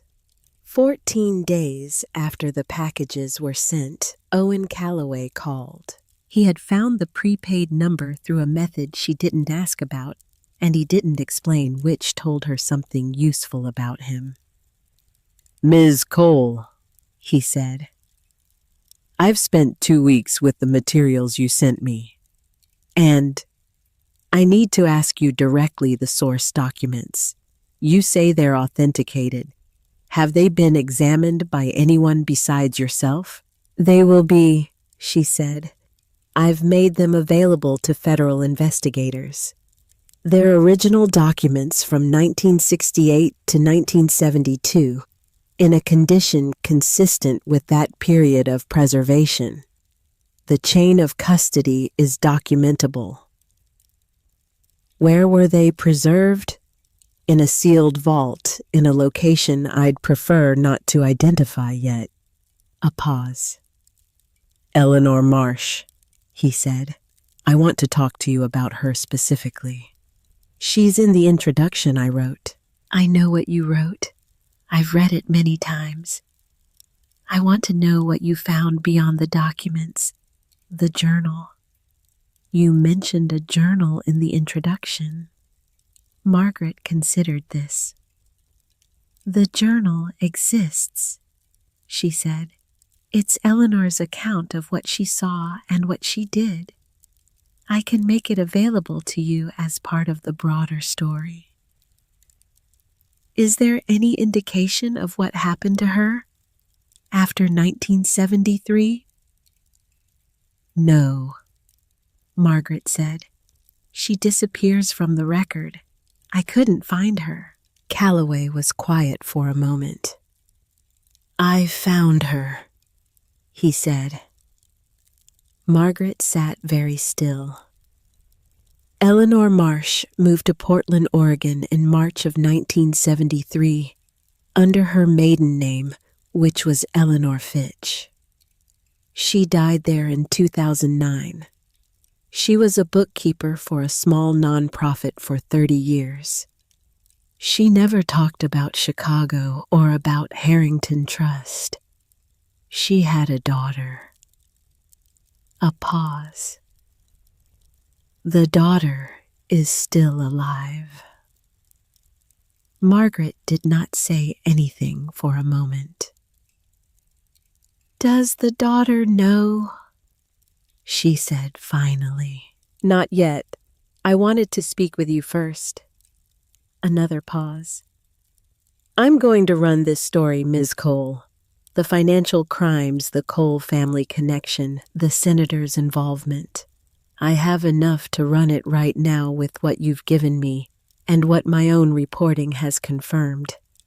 But I want to wait 2 more weeks if you're willing, because the IRS and FBI timelines suggest something is moving, and a story that runs simultaneously with federal action is considerably more impactful than one that runs ahead of it." 2 weeks takes us to 6 days before the primary, Margaret said. "Yes," Calloway said. It does. Run it when you're ready, she said. And when you talk to Eleanor's daughter, tell her that her mother's work mattered. Tell her it's the reason any of this is happening. The next 2 weeks were the strangest of the entire experience. Margaret had set everything in motion. The case file was with the federal authorities. The motion to reopen was filed. Beckett was managing the legal dimension.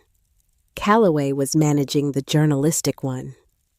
There was nothing left for Margaret to do except wait, and she was better at waiting now than she had been 2 months ago. She cooked.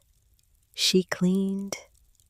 She continued the slow restoration work on the far end of the platform that she hadn't yet gotten to a section of tile near the tunnel mouth that was intact, but still coated in the original layer of decades-old grime. She read. She wrote in her own journal, which had become over the course of her time underground a document she valued in a way she hadn't anticipated. She thought about Eleanor Marsh in Portland, Oregon, a bookkeeper for a nonprofit. 30 years of quiet, useful, anonymous work. A daughter. Had Eleanor thought about the vault? Had she wondered in the last years of her life whether anyone had ever found it? Had she carried the weight of what she had tried to do and what had been done to silence her quietly for 36 years until she died? Margaret hoped she had found some peace. She suspected Eleanor had. Some people, the ones who have done what was right at great personal cost, arrive eventually at a particular kind of equanimity that is different from happiness, but more durable. Eleanor Marsh had hidden the weapon. She had written the instructions. She had trusted that eventually someone would come. Margaret thought about that trust. The specific vulnerability of it, leaving a key for a door you would never see opened for a person you would never meet.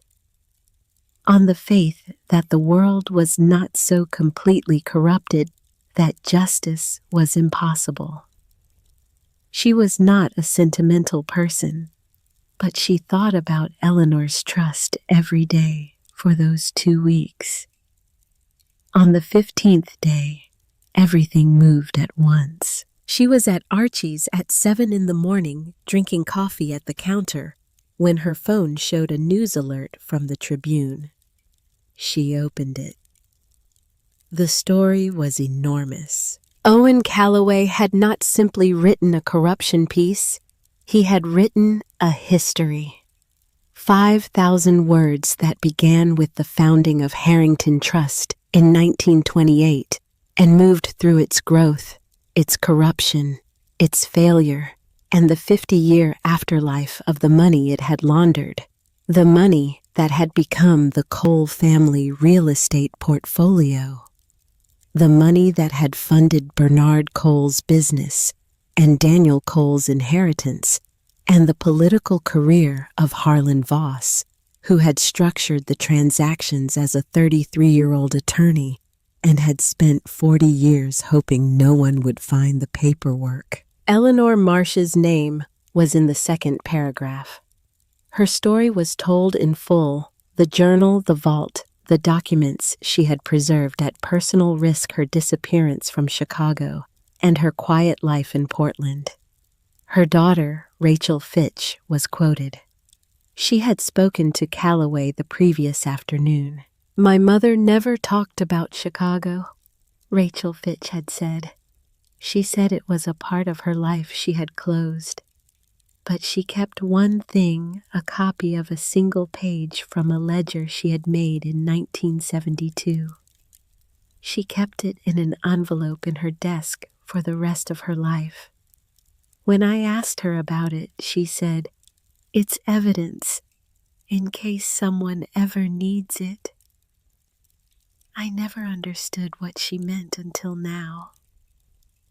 Margaret read that paragraph 3 times. Then she put the phone down on the counter and drank her coffee and looked at the diner's front window where the early morning light was coming through and turning the ordinary street outside something close to beautiful.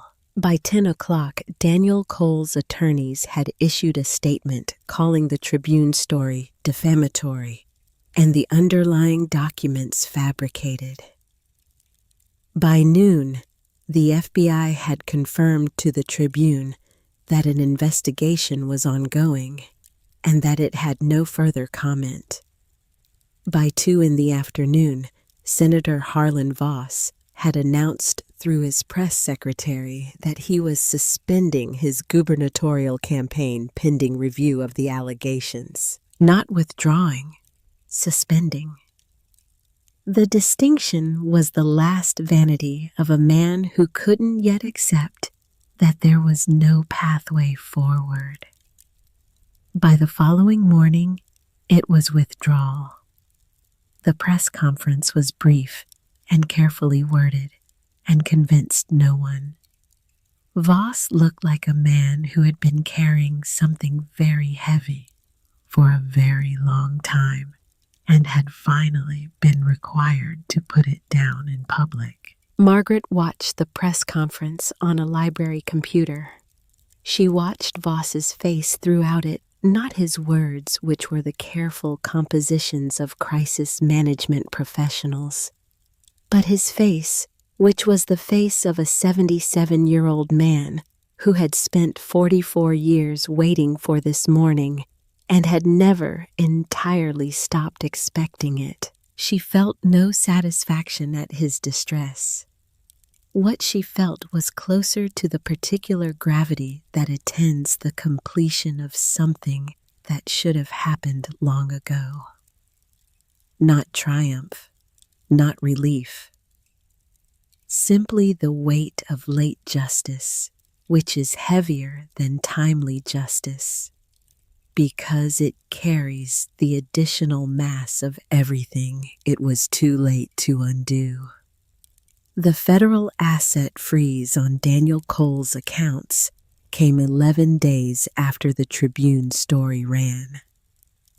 Beckett called her within an hour of the announcement. "His accounts are frozen," he said. "Business and personal. He's going to have difficulty paying his legal team." A pause that contained what might have been professional satisfaction. "The hearing on the motion to reopen is in 4 days. His attorney has already contacted me with a settlement offer." "What did they offer?" $2 million and a non-disclosure agreement." "No," Margaret said. "I told him that. He said 3. "No." "Also no," Beckett agreed. "I told him we'd see them at the hearing." The hearing lasted 4 hours. Margaret sat at the plaintiff's table in the same courtroom where the divorce had been finalized.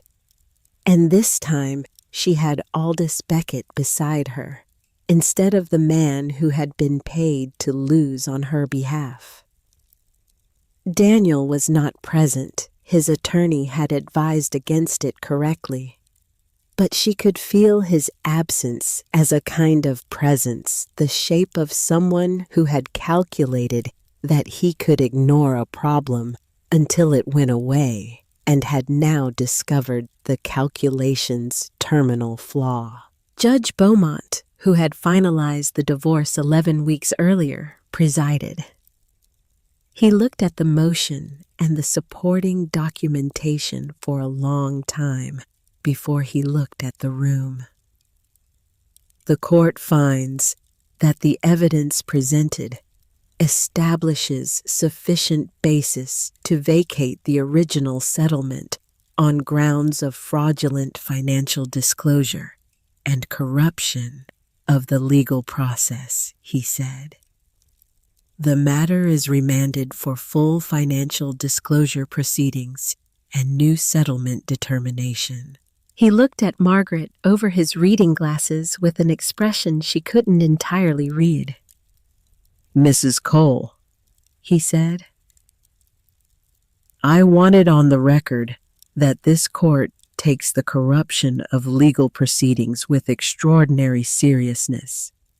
Whatever occurs in the federal investigations currently underway is separate from this court's concern. But within this court's jurisdiction, the process that led to the original settlement was compromised, and this court intends to correct that." "Thank you, Your Honor," Margaret said. She meant it simply and directly, without drama. The next morning, the event she had been calculating for 6 weeks finally arrived. Martin Griggs called Aldous Beckett. Martin Griggs was the attorney who had represented Margaret in the original divorce proceedings. The attorney who had accepted $40,000 from Daniel Cole to ensure that his own client received the minimum possible settlement. He had been practicing law in Chicago for 22 years, and he had presumably understood when he cashed that wire transfer that the moment described by Beckett's call was always theoretically possible. Now it was actual. With the FBI investigation expanding and federal subpoenas beginning to move through Daniel Cole's professional network, Griggs had received that morning a call from a federal prosecutor's office requesting documentation related to his representation of Margaret Cole and his financial relationship with Daniel Cole during the divorce period. He called Beckett before he called his own attorney. The conversation, as Beckett relayed it to Margaret, was not long. Griggs wanted to know whether cooperation with the federal investigation and with the divorce reopening could be arranged in exchange for some form of consideration in whatever legal exposure he personally faced. Beckett had told him to make that arrangement with the federal prosecutors. What Beckett could offer subject to Margaret's agreement was a declaration that the divorce proceedings would not pursue separate civil action against Griggs personally, provided his cooperation was complete and his testimony was full and accurate. "He'll take it," Beckett said. "I know," Margaret said. She had known with a certainty that was not vindictiveness, but simply accurate assessment of human nature, that Griggs would choose self-preservation when the choice became unavoidable. Men like Martin Griggs did not make the calculations they made because they were unusually corrupt. They made them because, in the world, Daniel Cole, moved through the calculation, had always appeared to carry no meaningful risk. The $40,000 had looked like a clean transaction. Take the money, deliver the outcome, never speak of it. The risk had looked theoretical. Margaret had made the risk actual. She had done it not out of rage. The rage had been present in the first days after she understood what Griggs had done, and she had experienced it fully and then set it aside, because rage was not a useful tool for what she was building. She had done it out of the cold, specific conviction that what had been done to her deserved a complete accounting, and that a complete accounting required patience, documentation, and the willingness to construct something airtight before moving. She had learned to construct things from Eleanor Marsh, who had built her archive under fear and pressure, and had trusted it to whoever came after her. She had learned patience from 12 years of watching Daniel Cole operate, and understanding finally that the most dangerous thing she could become was not angry, but ready. The new settlement proceedings took 8 weeks. Margaret was present for all of it, seated beside Aldous Beckett, watching the full financial picture of the Cole family assets emerge into the legal record for the first time. Properties, investment accounts, business entities. The offshore structures that the IRS investigation had begun to unravel. The full valuation of what Bernard Cole's laundered money had built over 50 years of compounding investment and real estate appreciation. The final settlement was $9.8 million in cash and assets, plus title to the property that had been the marital home, the house on North Burling Street that Daniel's attorneys had argued in the original proceedings was solely his. Margaret sold it within 6 weeks of receiving title. She did not want to live in it. Daniel Cole was indicted on federal charges 4 months after the Tribune story ran. The charges included money laundering, tax fraud, wire fraud, and RICO-related conspiracy charges tied to his knowing receipt and use of assets derived from the original Harrington Trust scheme. His legal team was expensive and aggressive and delayed the proceedings for as long as procedural mechanisms allowed. He was ultimately convicted on the primary counts and sentenced to 11 years in a federal correctional facility. He sent a message through Beckett 6 months into his sentence, asking whether Margaret would be willing to speak with him. He wanted the message said to apologize. Margaret thought about this for 1 day. Then she sent back a single sentence through Beckett. "The apology isn't necessary. The sentence is sufficient." She meant it without cruelty. There was nothing Daniel could say to her that would add to or subtract from what had happened. The accounting was complete. The balance had been corrected.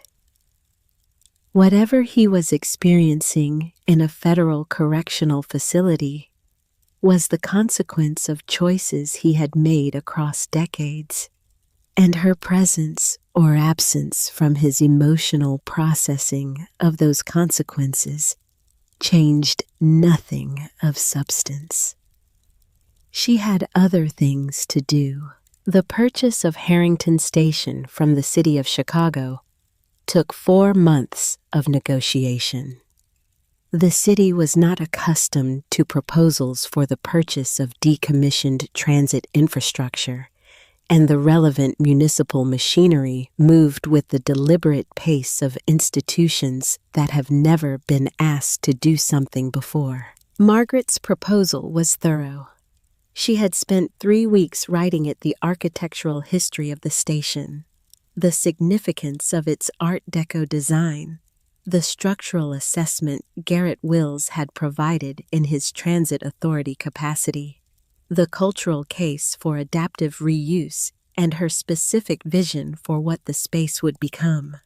She included photographs, the restored mosaic walls, the polished brass fixtures, the full length of the platform under warm light. She also made clear through Beckett that she was aware of certain documentation regarding the history of the Harrington Trust building and its relationship to city municipal contracts in the 1960s and 1970s, and that she expected the purchase process to proceed with appropriate expedition.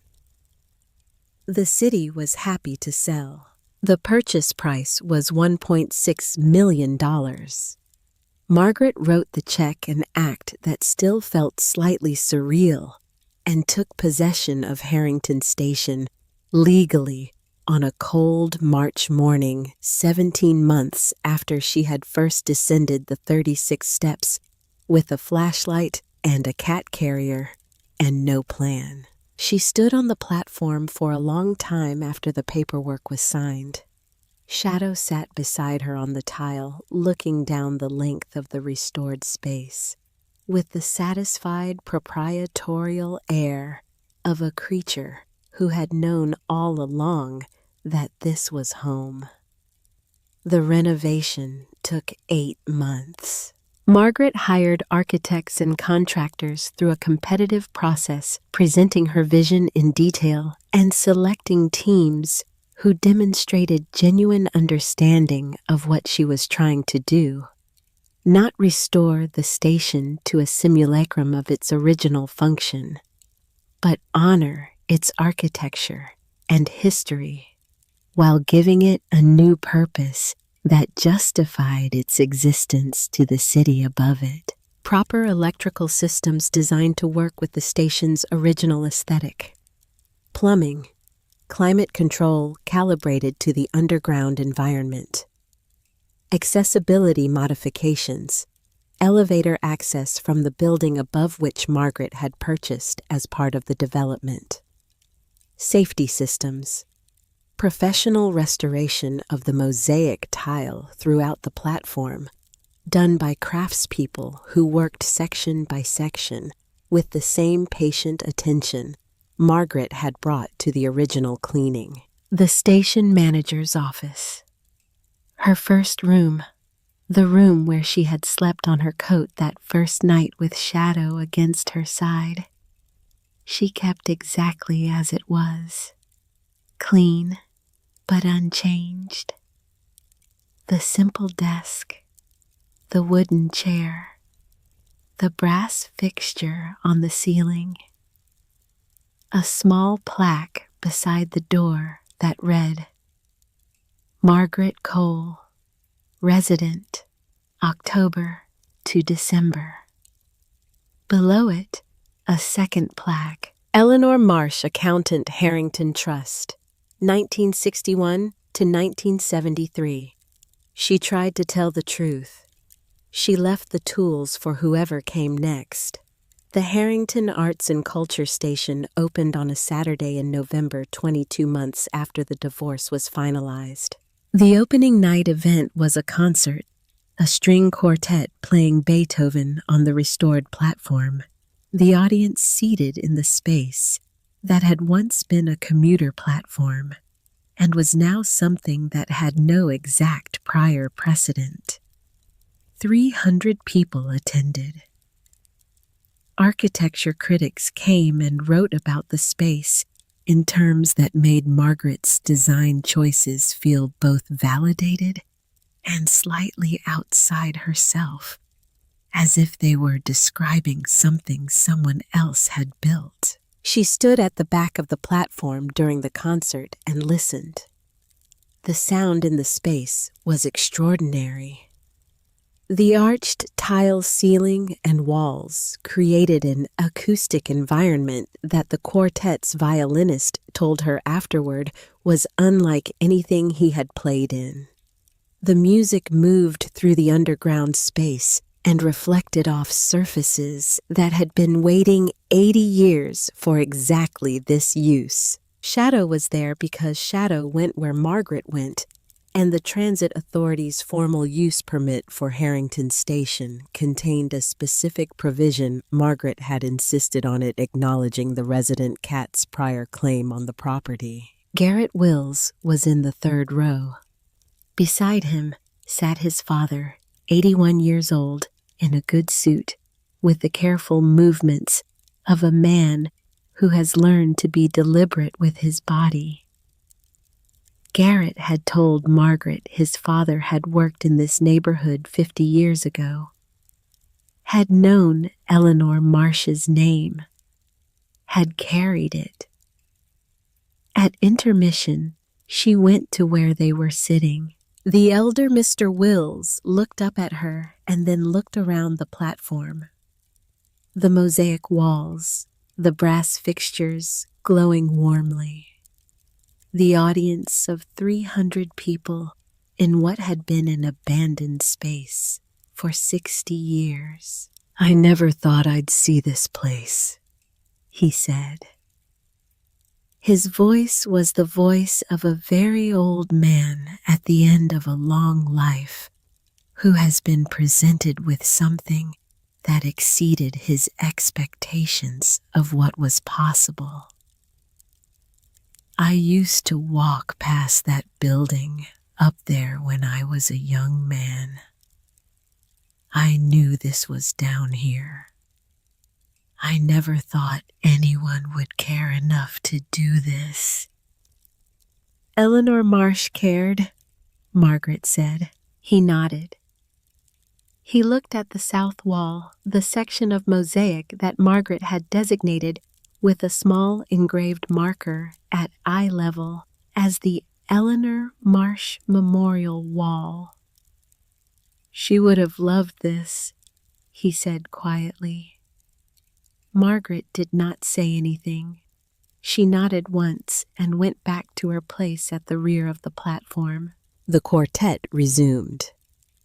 Beethoven moved through the underground space, through the Art Deco arches, and across the green and gold tile through the light of brass fixtures that had been dark for 70 years and were now simply finally on. Margaret stood and listened until the last note dissolved into the specific silence of an underground space in a large city, not empty. Silence, but inhabited silence. The silence of a place that has been returned to use and is now part of the life of the world above it. 18 months after the opening, Margaret published an essay in a national magazine. She had been approached by several publications and had declined all of them until this one, because this one agreed to her conditions. The essay would not be about her. It would be about Eleanor Marsh.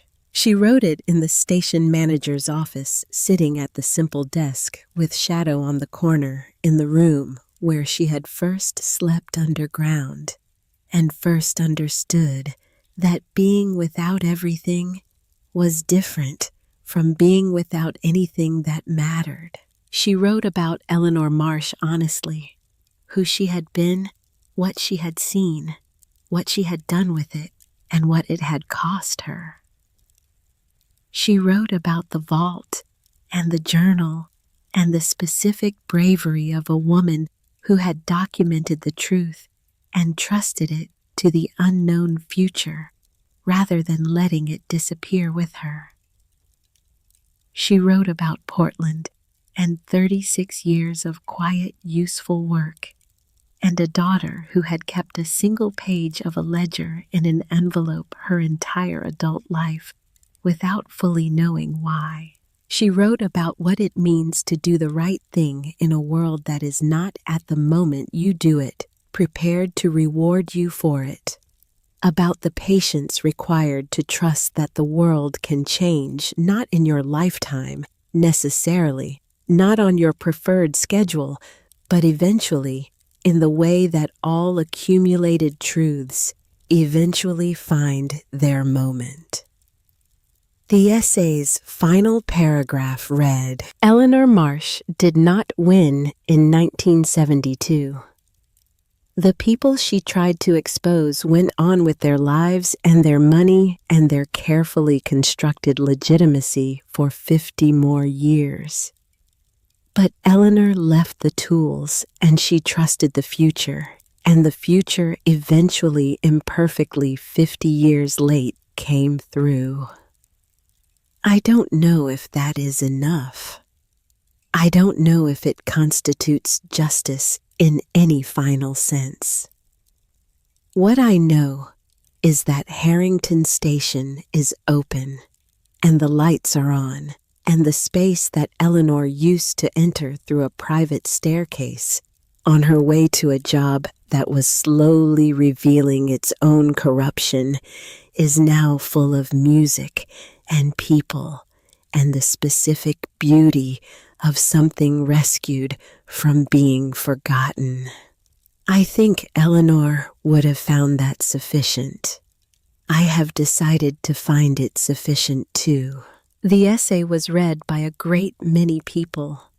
Margaret received letters for months afterward from people who had worked in institutions that had asked them to look away from something wrong, from people who had tried to tell the truth and found no one willing to listen from people who had been discarded by the systems and the people they had trusted and were trying to understand whether the ground beneath them was solid enough to build on again. She read every letter. She responded to as many as she could. She told them all the same thing in different words shaped to different circumstances. The ground is there. It is not always where you expect to find it, and it is not always immediately visible from where you are standing. But it is there. Sometimes you have to go underground to find it. Shadow lived to be 14 years old, which is a good age for a cat who spent her formative years in an abandoned subway station, developing sophisticated opinions about acoustics and tile quality and the precise height of surfaces suitable for observation. She was buried in the small garden of the building above Harrington Station in a corner that received morning light with a marker that read simply Shadow. She approved of all of it. Margaret continued as director of the Harrington Arts and Culture Station for many years. The space became what she had envisioned, a genuinely significant cultural institution, not in the way of large endowed museums, but in the way of places that develop an organic relationship with the communities that use them. Artists worked in the studio spaces. Musicians returned year after year because the acoustic environment was unlike anything else in the city. The gallery tunnel hosted work that was too unconventional for established venues, and found in the underground space exactly the right context. The station's story, the real story, not the version in the architecture magazines, became known gradually in the way that true stories tend to become known. People who had been following the Cole prosecution read the Tribune's coverage and connected it to the cultural center. People who read Margaret's essay connected Eleanor Marsh to the memorial wall. People who visited the station found in the plaque beside the station manager's door the outline of something that deserved to be understood. Margaret never gave public talks about her time living underground. She answered questions about Eleanor Marsh at every opportunity. She answered questions about the vault and the documents and the 50-year patience of evidence waiting for someone with the capacity to use it. She answered questions about what it takes to build something from nothing and about the specific arithmetic of survival when survival is all you have to work with. She did not answer questions about Daniel Cole. There was nothing useful to say. He existed as a consequence, the natural terminus of a particular way of living in the world, the place you arrive when you have spent your life constructing a foundation on someone else's crime and calling it your own achievement. His story ended where it deserved to end. That was sufficient. What was not sufficient, and what Margaret continued to think about, in the way that some questions simply remain open regardless of how much time you give them, was Eleanor. Not what had happened to Eleanor. She knew that now, in enough detail to have made her peace with it. Eleanor had survived. Eleanor had made a life. Eleanor had a daughter who knew her mother had tried. What Margaret continued to think about was the specific quality of Eleanor's decision in 1972. The decision to go down into the closed station one more time with the documents she had copied at what must have been considerable personal risk, and put them in a vault, and lock them, and leave the combination in a journal. She had no guarantee anyone would ever find, and trust that it mattered. Eleanor had not known if it would matter. She had done it anyway. Margaret sat in the station manager's office on the evenings when the station was quiet and the staff had gone home, and she thought about that decision, about the specific bravery of acting on behalf of a future you cannot see, trusting in the possibility of a justice you will never personally witness. She thought it was the most significant thing she had ever encountered. Not the vault itself, not the documents, not the 50 years of accumulated consequence. The decision to try, the decision to leave the tools, the decision to trust whoever came next. Outside, Chicago went about its business. Traffic and wind and the specific music of a large city moving through its night. 36 steps above Margaret's head, the Harrington Trust Building stood in the dark. Its limestone facade unchanged since 1928. The carved figures over the entrance presiding over a street that had forgotten them. Commerce, industry, justice. The lights inside the station were warm and steady. They had been on for years now, and Margaret Cole intended to keep them that way.